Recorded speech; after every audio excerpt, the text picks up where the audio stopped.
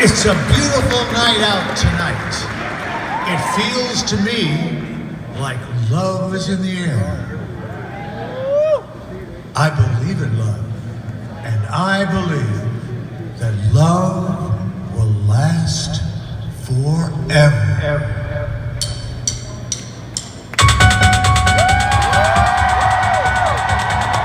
Guys, I decided I wanted to do a little Halloween related video. I was actually going to do a Fight Club review that I was going to release on October 15th because that would have been its 26th anniversary. Unfortunately, I had a lot of other things get in the way, and also just procrastination and laziness. Just to show you how profound that procrastination and laziness was, I was originally planning to release the Fight Club video on the year before 2025, because that would have been the 25th anniversary. So, and obviously I still have very little to show for it. So that, at this point, I don't care about getting it on the right day. I'm gonna relax a little more on that, because obviously it's not working. But I did want to at least be somewhat timely, somewhat relevant, and talk about a few things regarding, I guess, Halloween horror related things. I mean, obviously I do a lot of, like, or not a lot because I don't do anything on this channel, but I'm a big horror movie fan, so kind of horror's all year round for me. So I wanted to talk about three sort of horror / Halloween related subjects. Two of them directly relevant to movies, one of them is just kind of a general thing. The first general subject, and I'll sort of divide this into two subjects, is sort of continuing legacy horror sequels and remakes that just continue to get made because I guess there's nothing original anymore. And on that note, the weigh-in some months ago, and you know, the thing is with all these announcements about new sequels, new things that are coming out, is that in the movie community, you never know whether it's true or not. It's almost always hearsay until something really, really official comes out. And, you know, even when it's hearsay, even when that it looks like hearsay, but it's like genuinely has some basis in fact, that doesn't mean it's gonna fully meet out just because of other factors like funding and popularity and stuff. Like, for example, and I hope that this is no longer going to be a thing, there were some years ago, or it might have even been like last year, that Michael Bay was gonna direct a Skibbity Toilet movie. I'm not kidding. That was a real thing that was on the table for some time. And it seems like hopefully it's not happening anymore. Anyway, that was something that was going to be a real thing, and now it's not happening anymore. And likewise, many of the things I'm going to bring up may end up not happening, even though they do have an official release. You know, it just, things work that way, especially even with like the bigger releases. You know, for whatever reason, I think a lot of people want to avoid the production hell kind of stuff, and reasonably so, for both their sake and whether it's going to be received, whether it's going to make any money sake. And so what I'm trying to get around to specifically is that the Wayans have announced they are going to do a Scary Movie 6. And honestly, I didn't even remember there were 5 to begin with. It's absurd that there were even any to begin with. There was even a 2. Because they're all trash, and I wanted to bring this into kind of wider discussion about exactly why they're trash. Now, I'm a pretty big defender of the Wayans. I think a lot of their comedy, even a lot of like their more lowbrow, kind of silly kind of comedy, is very, very funny. Or at the very least, they're trying to do something original with it. However, when they're not, it's the complete opposite. It's complete trash. And I know that movie Him came out, which I was actually really excited for. I'm like, Jordan Peele's producing this. You know, there's all these kind of really big actors. Marlon Wayans is doing a more serious role again, and you know, it's got this kind of cool sort of premise. You know, this take on like the kind of Faustian like story. And then it was just coming out with like people were just trashing it so much that it's like it's not even worth seeing at that point. Like I don't generally go based just on other people's opinions, but if it's like a very universally going in one direction or the other, I do tend to take that more seriously. So I guess all that tangentially being said, when I hear that the Wayans are going to do a new project, I guess I care that it's what project it is. For example, and this is another example of something that they said they were going to do, and they didn't end up doing. I'm not sure exactly why.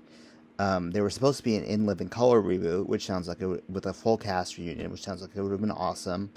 Didn't happen, unfortunately. They've confirmed that it's not going to happen. So instead they're going to do Scary Movie 6, I guess. Maybe because more people remember what the scary movies are, because they're technically more recent, even though the first one was like over 25 years ago. Again, this is like the whole, like, they're resurrecting zombies, I guess, because they're that desperate. Oh, and by the way, if you see this here, it was my 26th birthday 5 days ago, and I had an awesome party. So anyway, okay, so Scary Movie 6. Scary movies, I think, are a prime example, and the Wayans generally do have a problem with this when they're trying to parody something with the kind of unintelligent parody. I think when you're parodying something, there's this very fine line of all this stuff you have to navigate. First of all, how spot on you're going to be, because if you're too spot on, you're not even, like, making fun of something anymore, you're just criticizing it. Which can work, right? Like, like South Park is very, very spot on, right? But they are smart about their humor, and they manage to come at it from all angles, and they're really creative about it, so they can kind of get away with it.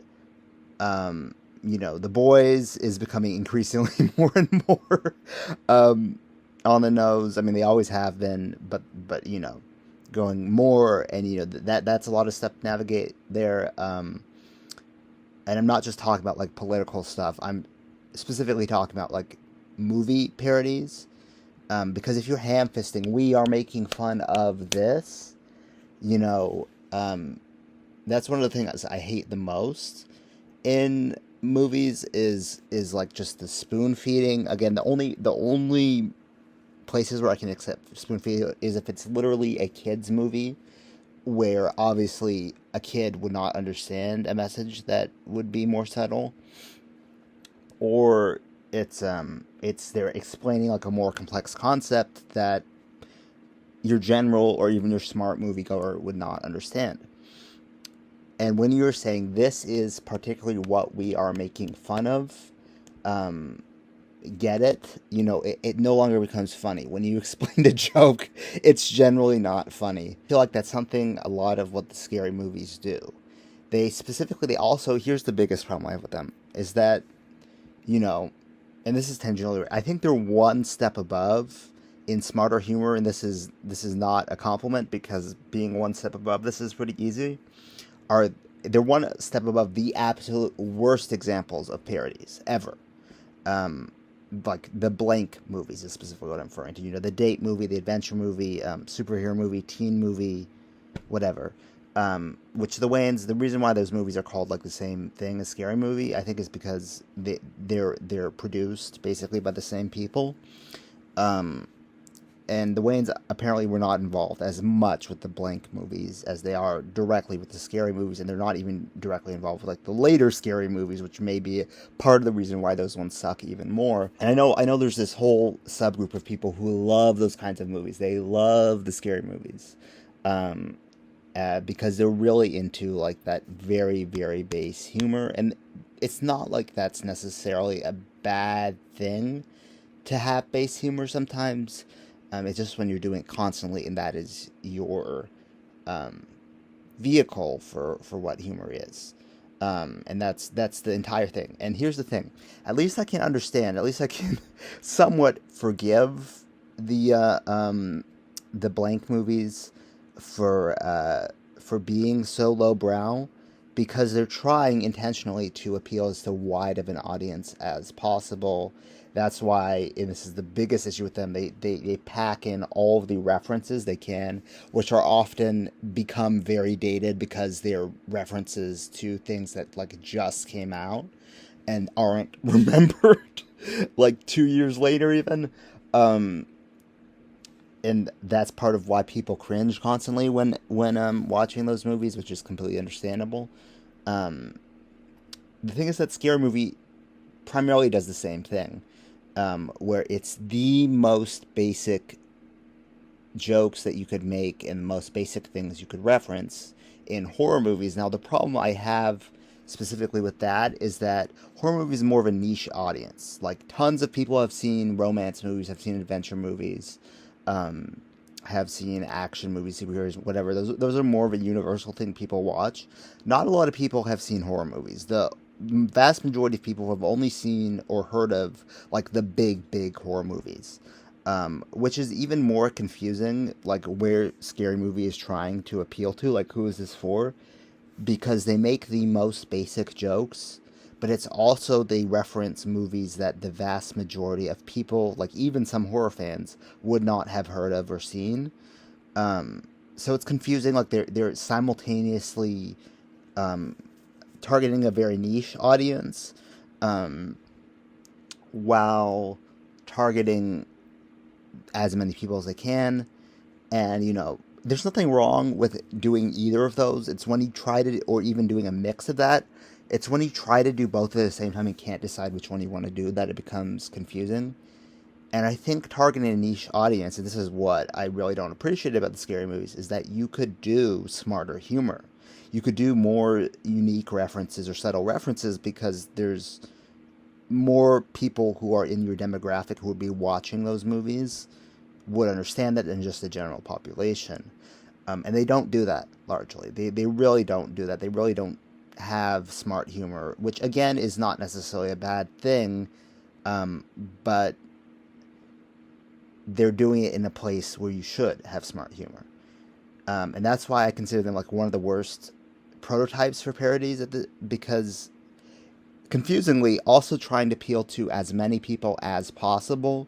Pretty much all of the jokes that aren't just really crude humor, just based on like crude, gross out humor, are you would have had to see the movie to get the humor. This is Matthew filming on a a different day, different week. It is now Halloween, which is when I wanted to get this video out by, but we're gonna have to wait on that. Anyway, continuing on. The scary movies feature so much humor, like so much specific referential humor, that you would have had to see the specific movie to get that humor. You would not understand it in any other context other than you would see in this movie. And it's so confusing when you're trying to go for the broadest possible humor, but you're also going for this really niche humor. And I mean, of course, you can incorporate both. But if the entire point of a joke is literally, I know what that is, like the red letter media, I know what that is. Like the whole point of the joke is that you get the reference. Smits! Basil Oregano, played by Jimmy Smits. He's Princess Leia's non-biological father. He got blown up on Alderaan. What's going to be funny about that to people in general? What's going to appeal to people about that in general? And there's nothing wrong with doing those specific jokes, with doing niche like references people joke, but when that's the entire bulk of your movie, it really loses its value. For example, a good example of parodying things and including specific jokes. I don't know if you can tell, but Jack's here. Say hello, buddy. Is Galaxy Quest. Galaxy Quest is a brilliant science fiction parody comedy movie, which specifically mostly spoofs Star Trek. But you don't even really have to have watched or understand Star Trek to generally find the movie funny or get most of the jokes. If you do understand Star Trek, if you are really deep into Star Trek, there are very specific jokes that you will get only if you understand Star Trek, but all you have to understand to really understand the humor of Galaxy Quest is like A, situational kind of comedy, and B, general tropes around films and filmmaking. So it appeals to this much more general audience while also being intelligent and also specifically like referential with particular jokes, but it doesn't completely rely on one thing or the other. And it's a fine line to walk. I just think the scary movies are very bad at walking that line. I will say the one funny scene that I found in all the scary movies that I'm like, okay, that's legitimate kind of funny, was the Exorcist parody in the beginning of the second one. I have not watched really past the second one. I've watched some of the third one. And it's not even like they just get worse and worse. It's like they were bad to begin with, and they just keep wandering into more badness. But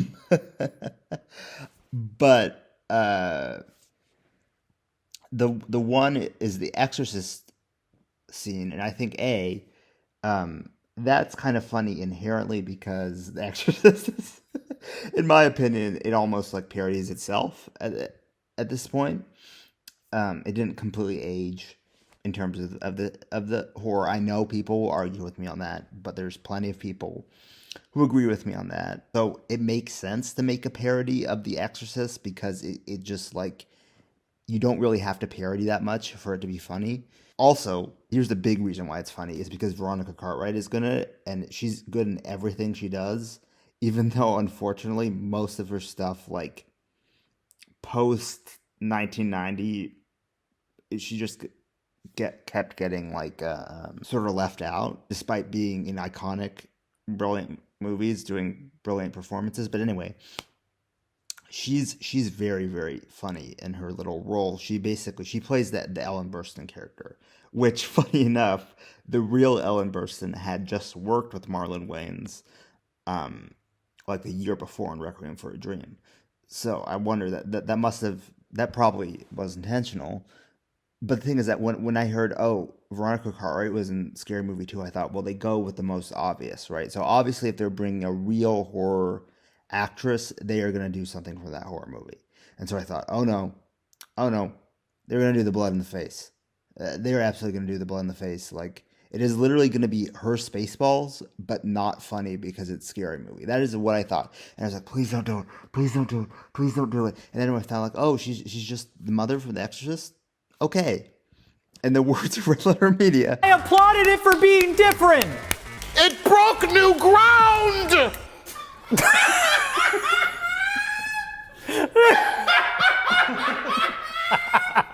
So most of my appreciation for that scene goes for the fact that they didn't shoot for the absolute most lowest hanging fruit. I know I'm not quite using the right grammar. I'm a bit tired. But yeah, so she was genuinely really funny in how she handled that scene. And she owned like every of those 7 seconds she was on screen. There were a few good jokes in there. Most of them again were really lowbrow. Like most of them were literally like, oh, it's a priest with a little girl. What do you think we're gonna make jokes about? That kind of thing. That scene, I think, held more humor than the others, and although that's a pretty low bar because basically every other scene is almost unwatchable. It just becomes completely cringeworthy because it's just not funny. And it's trying so hard to be funny. That's the thing. Like, a lot of comedy that works is not even trying to be as funny as it turns out to be. But when you're trying hard to be funny, when you're trying so hard, that kind of breaks the humor. So anyway, that's enough of my rant on the scary movies. I wanted to move towards a more, perhaps, I guess Scary Movie 6 is something somewhere relevant, but this is another like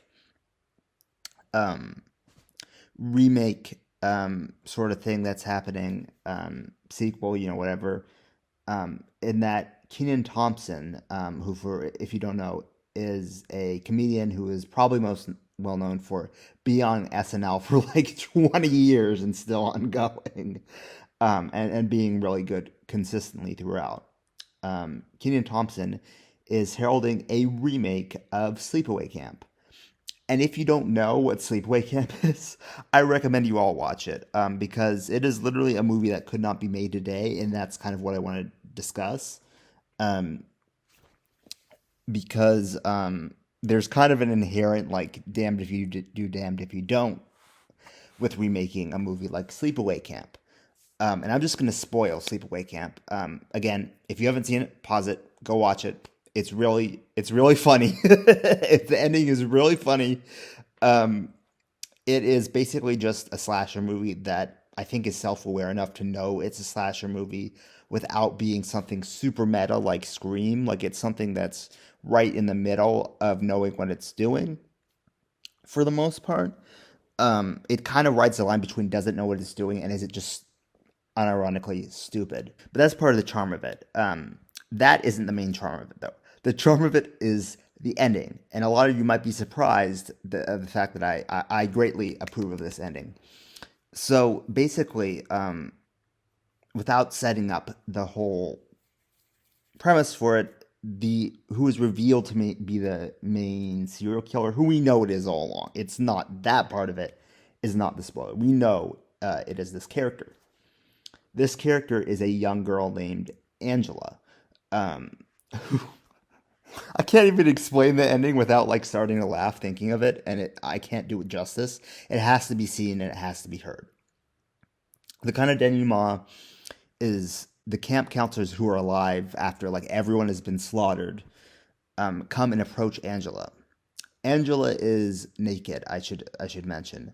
I don't remember exactly why she's naked, but yeah, this young girl is naked. And the first thing these camp counselors notice while they're approaching this teenage girl with this ridiculous facial expression, looking like the most crazy-eyed, like possessed, holding up the severed head of a boy she has just killed. What do they notice? They look down there and they notice that Angela actually has male anatomy. And one of the counselors goes, "Oh my God, Angela, she's a boy." Now, there's a little more nuance to that. It isn't just literally, oh, she's trans. Like that's scary. I mean, that probably was more how it was communicated because this came up in the 1980s, so that probably was more the message. But it turns out Angela actually is a boy. She actually isn't trans. There's this whole backstory about how she was, basically, this is a weird other thing that comes up. She had two dads, and, one of the dads got killed in a boating accident. And, the big twist is that, she had a sister, but we thought that the sister had survived the boating accident, and that was Angela, and that the brother had died. What had happened, the sister had died, and then the brother had been forced to, like, not physically, but, mentally and present as Angela. And that is implied to be kind of the reason why this person has gone crazy and started murdering people. And I'm just calling her and Angela for, like, simplicity reasons, because to clarify, again, this is not supposed to be a trans woman. This is supposed to be like almost a David Reimer, like really messed up situation. But it's not handled exactly that amount of nuance, and it's not supposed to be. It's incredibly goofy. That is ultimately why I love it, because it is so goofy that like even like, yeah, it may not be the most PC, but it's not like intentionally trying to like hurt people. It's just trying to be goofy. It's just trying to be crazy. And that's, I mean, I could go into a whole other video about this, but that's very different from a movie like The Crying Game with a similar twist, where it's supposed to be like this really serious twist and actually is a trans woman, and you're supposed to be like shocked by that. Where, yeah, in Sleepaway Camp, you're supposed to be shocked by that too, but it's just so crazy that that's what's highlighted. in the context of someone who is a mass murderer and is holding up the severed head of a kid. And again, the acting from the guy who says she's a boy is like some of the funniest line delivery I've ever heard. Okay, so that's why I love Sleepaway Camp. At least the first one. The others are trash, and then they also make Angela like actually a trans person, which doesn't make sense because that completely contradicts the entire meaning and plot of the first one. But I mean, who cares? It's a stupid slasher movie, and that's part of why I love about the first movie is that it knows it's a stupid slasher movie, and it plays that to its fullest. Anyway, so Sleepaway Camp. Kenan Thompson is remaking Sleepaway Camp, which presents a core dilemma which I don't quite understand. First of all, I don't think you could remake Sleepaway Camp with that twist, just because of social conventions today. And even if you completely remade Sleepaway Camp with that twist and there was no backlash, what would be the point? You're just remaking the same thing. So yes, you do have to change the ending to make it original, and yeah, to also make it more PC, but to make it original from a movie quality standpoint. The problem that lies inherent in that is that all people remember about Sleepaway Camp, and the main thing about Sleepaway Camp is that twist. So you have to either come up with a twist that is so out of left field, like the original twist was, that it'll be like the new level of that, or you have to go with the original twist, which probably wouldn't fly in today's culture. And again, even if it did, what would be the point? You're just remaking the same thing. So do you erase the trans part completely and make it a completely different movie, which destroys the charm of the original movie? Or do you keep it and just make a derivative movie and face backlash for that? And apparently it's not that much backlash if they're allowing you to remake Sleepaway Camp. But I think Kenan Thompson, it seems like it's very early in development. Who knows? He might drop it. Mr. Woods, you have sex with a German woman called Franca Potente. She is famous German actress, and you drop her. You finish relationship with her. Why? Just like I was mentioning with In Living Color, there was supposed to be a full unit and that never happened. So all these projects get dropped all the time.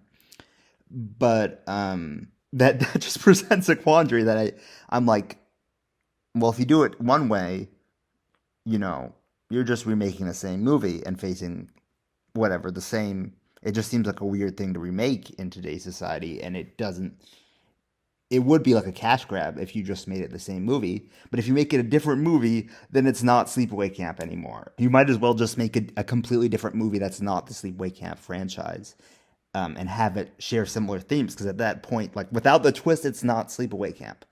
But yeah, anyway, enough about Sleepaway Camp and why I love it despite all its imperfections. Last topic for this video. Spirit Halloween. Either you know exactly what Spirit Halloween is, or you have no idea what it is. And it is a very strange phenomenon. I don't know if it's just an American thing. I think it may also be a thing like in Canada. Not sure. Or they have their own equivalent, because there's a lot of Spirit Halloween compatibles. But Spirit Halloween is just this weird tradition that I guess someone came up with at some point about, how about let's make a Halloween store in vacant lots. They're always like in not vacant lots, like vacant parts of malls, buildings, that kind of thing. Just places where there would be no other reason to establish anywhere. They don't have a permanent home. And Spirit Halloween is a specific brand that, I'm familiar with. But I've heard there are others that do like the exact same thing, where they'll just spring up this Halloween store where you buy the most expensive but the cheapest made, costumes, not jack-o'-lanterns, like, trick-or-treat bins. The coolest thing they have there are like horror animatronics. The problem is about the horror animatronics is they look like shit, and then they break after 30 minutes, and they're like $200. But one of the most interesting things I find about Spirit Halloween is that it is basically a walking billboard for about 50 different horror franchises. I'm pretty sure that's how they make all their money is off of advertising. Because honestly, like, I don't think people even liked them when they first came out. It's really just mainly for children, which is part of why this is so confusing, because most of those horror franchises are very adult franchises. And the last Spirit Halloween I went to, not this year, but last year, I went to a Spirit Halloween at my local mall like 2 weeks before that mall closed, which just shows you how much Spirit Halloween continues to persist, even though it's progressively like not needed or wanted anymore. People are making fun of it all the time. But the last Spirit Halloween I went to, it had like all these different like horror franchise costumes and stuff, right? But the way this had been organized was very strange to me, because again, it's just franchises. They don't seem to particularly care what age demographic they're appealing to. So they'll literally have like Teletubbies 1 foot from Texas Chainsaw Massacre. I'm not kidding. They had Disney princess costumes right, like literally right next to South Park costumes. So I'm like, either the people who designed this layout have a wicked sense of humor, or they have no understanding of how any of these franchises or any of these horror movies work. I don't know which one it is, but it always kind of just perplexes me. And then the other thing is that they have all these horror movie franchises, right, that are explicitly those franchises, but then they also have a bunch of things they want to sell that they don't have the rights to. So they make these really cheap knockoffs and like use careful language to make sure they don't breach copyright. So it's just a very strange phenomenon. I don't think I've ever bought anything from a Spirit Halloween, other than maybe when I was really little and like I bought like something for a Halloween costume. I don't quite remember, because every time I've been to a Spirit Halloween, it's the most tacky, the most expensive, like the most expensive in terms of cost, but the most cheap in terms of quality things ever. It is just a weird phenomenon. And again, either you know exactly what I'm talking about or you don't. And this isn't even like just like, oh, if you're in the US, you would know what this is. It would be like if you were in the US and you live in this particular county, in this particular state, you would know what this is. But if you live in the next county, you probably don't have a Spirit Halloween near you. But if you live in a county in some state all the way across the country, you might know what Spirit Halloween is. It's very sporadic and strange. And somehow they managed to be a brand. I don't know if they're a money laundering front. I don't know what's going on with them. But yeah, that is my, I guess, Halloween topics I wanted. I know I'm releasing them late because this whole video got delayed and I wanted to do my Begonia review. But yeah, that's my take on the scary movies, my take on Sleepaway Camp and the idea of the remake, and my take on Spirit Halloween. So yeah, happy belated Halloween. I'm hoping to get this out, on November 1st. I mean, does that count? I believe that's when Dia de los Muertos starts, right? So that's kind of adjacent. Anyway, regardless, I hope you guys enjoyed this video and thanks for watching.